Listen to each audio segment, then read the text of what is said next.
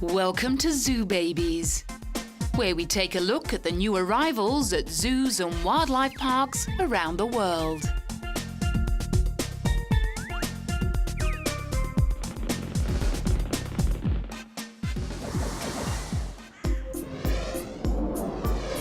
As we've seen before on Zoo Babies, it's important to keep account of all the animals, and this time it's the turn of Germany's oldest zoo. Even animals as big as these camels have to be weighed and measured. Next on the list was this slippery seal, which is better known as the brown fur seal. The fur seal has a large broad head and a pointed snout. Males are brown or dark grey in colour, while the females are grey to light brown.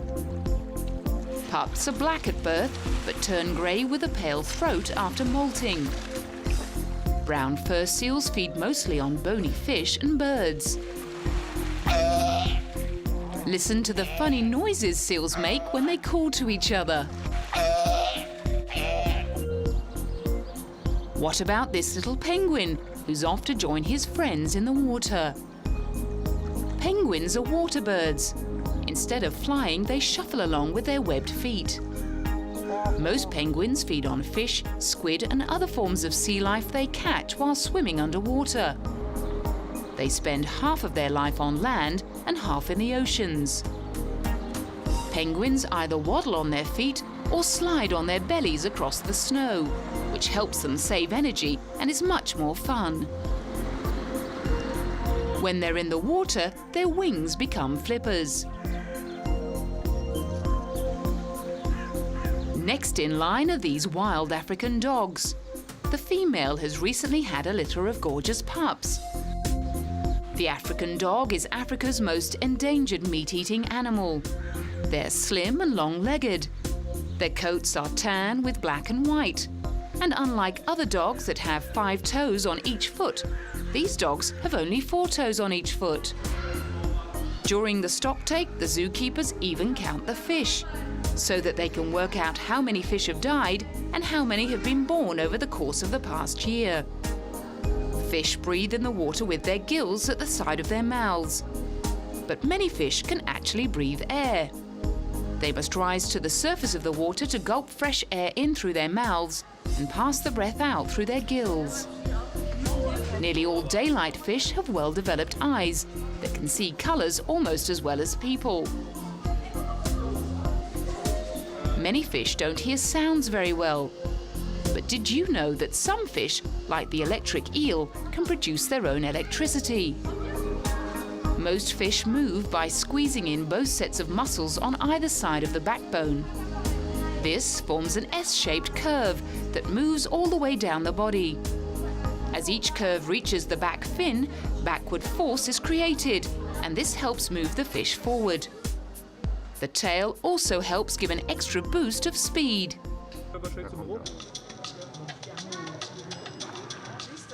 With the help of a ruler and a small crab, one zookeeper reached into his octopus tank and tried measuring this octopus. Octopuses are known for their 8 tentacles, which have suction caps on the end.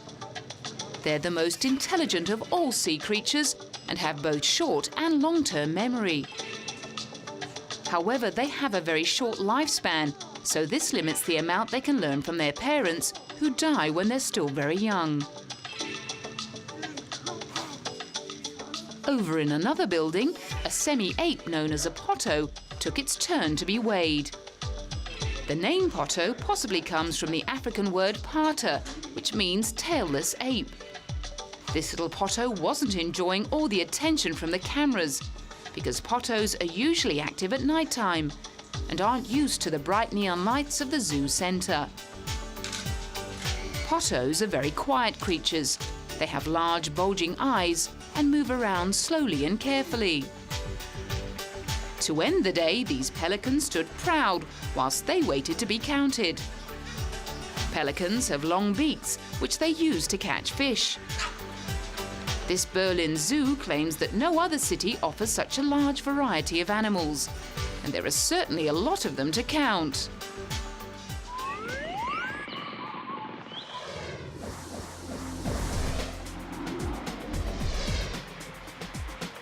Nikita, Katya and Marinka are the first Siberian tigers to be born in Africa. They are part of only a handful of these fabulous creatures left in the world. They were born at Johannesburg Zoo from 2 different mothers. Both mothers arrived 3 years ago from Siberia, while their father, Twist, has been around for 7 years. Only a few years ago, there were about 50 of the tigers in the wild and a few hundred in captivity. Now no one knows just how many are left in the wild, but they're considered one of the most endangered species on the planet. Many of the remaining Siberian tigers now live in Russia's southern Far East. Siberian tigers are the biggest cats in the world. They grow to an average weight of 350 kilograms. The cubs live apart from their mothers at the zoo and are being hand-reared by the zoo staff for about 4 days a week. Apart from its size, a Siberian tiger is distinctive because of the mane of fur around the neck, which is used to protect it against the cold. Its fur grows thicker and longer than that of other tigers, and its paws have extra fur to provide protection against the snow.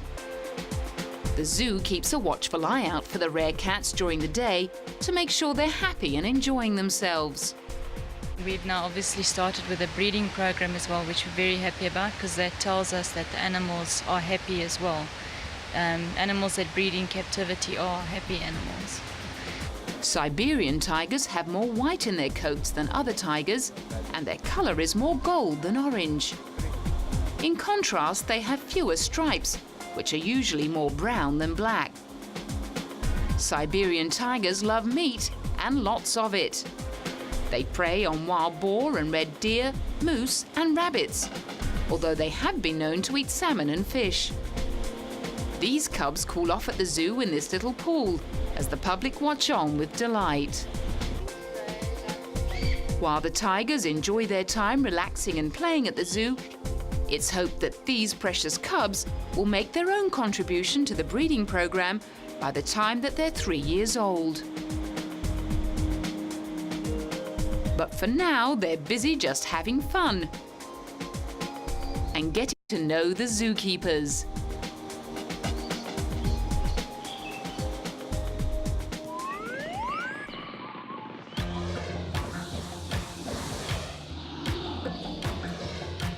This baby black rhino is called Binti. She recently made her debut at Berlin Zoo alongside her proud mother. The zoologist Angar Kuna was on hand to explain to the media and public that the black rhino is sometimes referred to as the hook-lipped rhino because it can grab food with its pointed lips. The black rhino is native to the eastern and central areas of Africa, including Kenya, South Africa and Zimbabwe. Although the rhino is referred to as black, it's actually more of a grey or brown. The black rhino was given its name so it could be told apart from the white rhino, which, you've guessed it, is not actually white.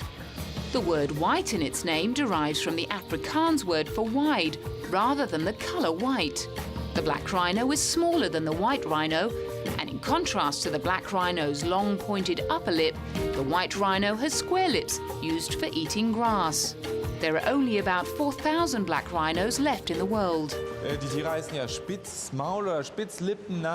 They are so-called hook-lipped rhinos or black rhinos because they can pick up food with their pointy lips. Binti so far has only a little stump, but is already able to pick up a little food here and there. They make every effort to be independent from an early age. The horns on their heads are used to defend themselves and intimidate enemies, as well as for digging up roots. These rhinos are some of the world's most endangered species. Only about 3,700 animals are left in Africa, and zoos across the world are home to about 260 animals. Their thick layer of skin protects the rhinos from thorns and sharp grass when they're in the wild. Black rhinos make up for their really bad eyesight with a great sense of smell and excellent hearing. They're solitary animals and come together only to mate. The mothers and calves will spend time together initially, but then move away from each other as the calf grows older. They like to be near water and lots of food. And rhinos follow the same trail as elephants to get from their food area to watering holes. It's quite likely that one day Binti will go to another zoo, where she will be able to produce young with another hook-lipped male rhino. Black rhinos are known for being very aggressive, but they often attack out of fear and confusion. Because they don't have great eyesight, they'll often charge at something that they think is a threat just to be on the safe side. Rhinos browse for food in the morning and evening. Then in the hottest part of the day, they spend their time resting, sleeping and wallowing in the mud. Wallowing is an essential ingredient in all rhinos' lives. It helps cool down their bodies during the day. It also protects against parasites. If mud isn't available, they'll resort to wallowing in dust. For rhinos in the wild, drinking water is most commonly done late in the day, when the sun goes down.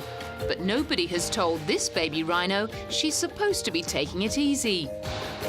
Rhinos run very fast and get up to great speeds by running on their toes. Look at how Binti is running on her toes. She's having lots of fun trying to get her mother to play with her. But Mum's far too busy eating the grass.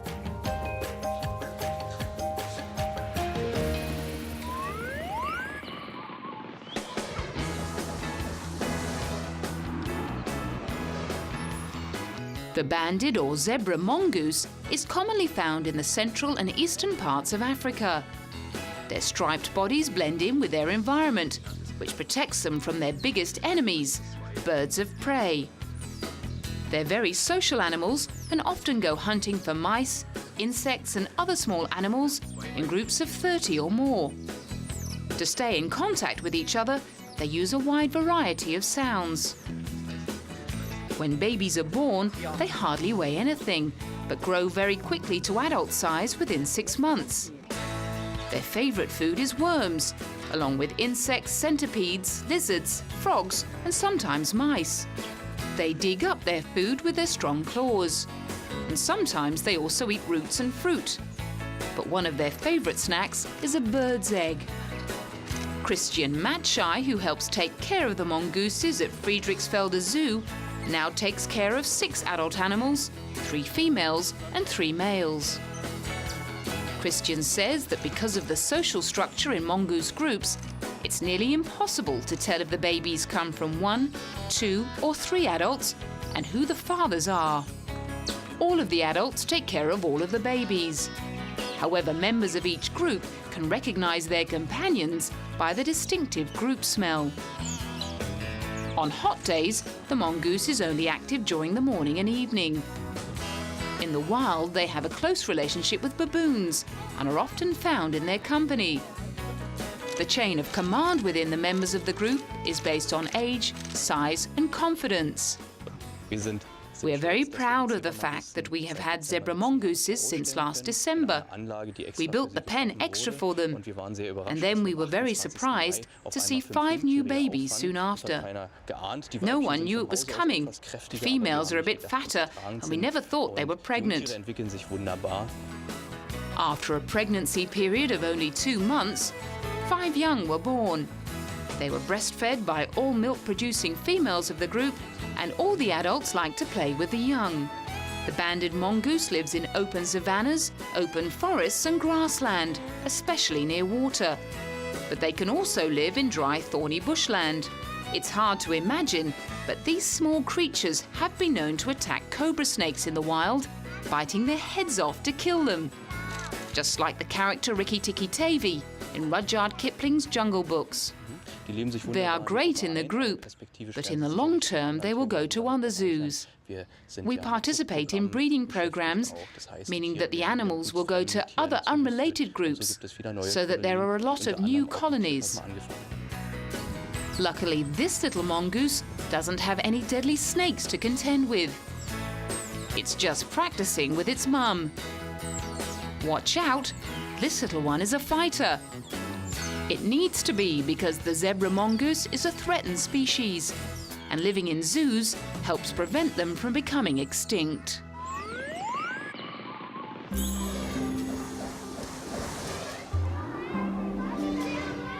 Welcome to Plankendale Zoo, just a few kilometres from Antwerp in Belgium.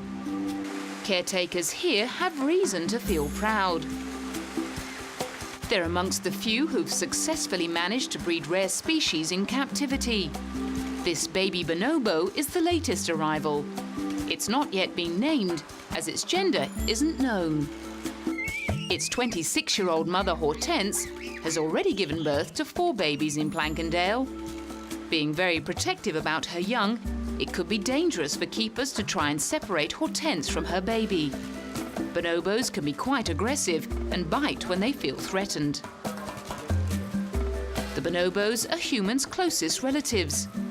They share 98% of human DNA, and even though they have a great reproduction cycle, they are threatened by extinction. In fact, they're the rarest of all great ape species, and no one knows just how many there are. The first bonobos arrived in Plankendale in 1990, and since then there have already been 7 births. The zoo keeps track of all bonobos born in captivity throughout the world.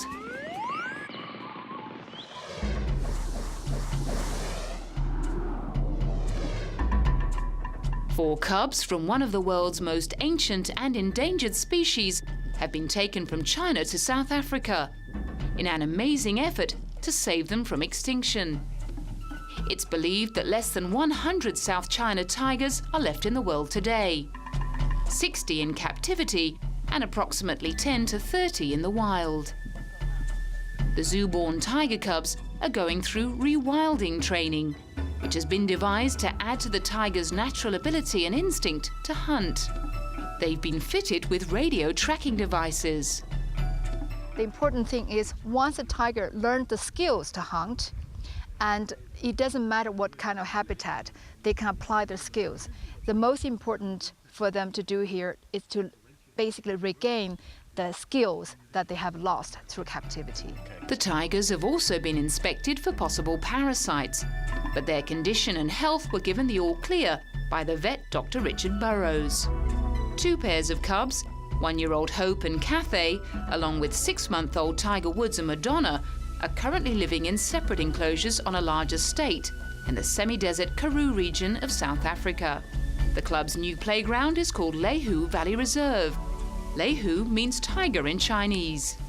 These animals, which come from a long line of zoo-bred animals, have the opportunities to develop their survival skills, not only hunting but just being out there. And in time, having these animals breed and raise truly wild tigers. The cubs were born in a zoo in China and were taken from their mothers when they were 3 months old. Since then, they've been living in freer environments to help them adjust to moving back into the wild. The tigers are more in danger of extinction than China's most famous animal, the giant panda. The hope is that they will one day pass on their survival skills to their offspring, allowing the next generation to return to wildlife reserves in China, where they will be able to fend for themselves.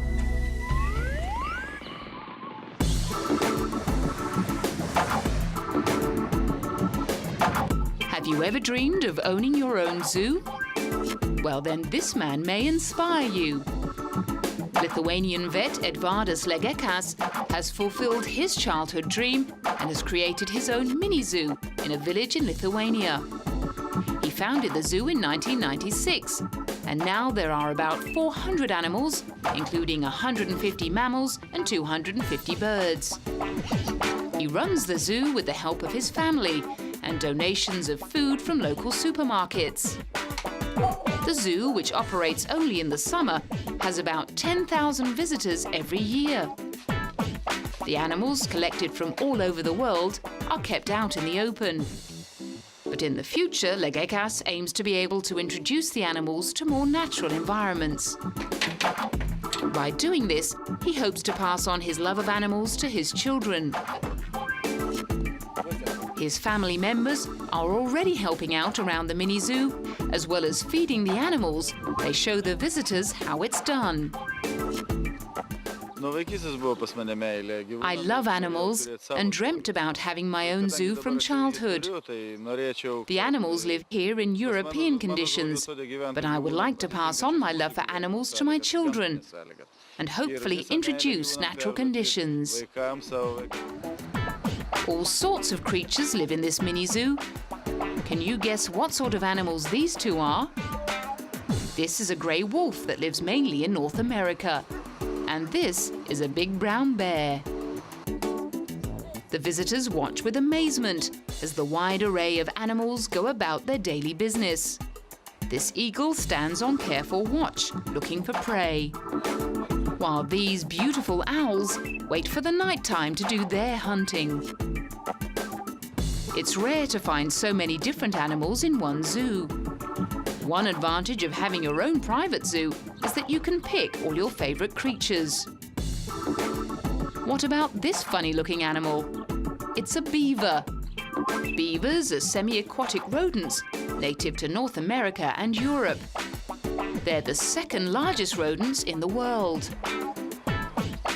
Let's say hello to this friendly llama. Llamas come from South America and are related to camels. Back home in South America, they're used for carrying heavy loads. While roaming around the mini zoo, people like to get up close and personal with the animals, feeding them breadcrumbs.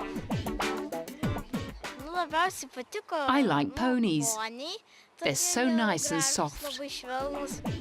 These spotted deer aren't the least bit worried about the little black lamb, just passing through.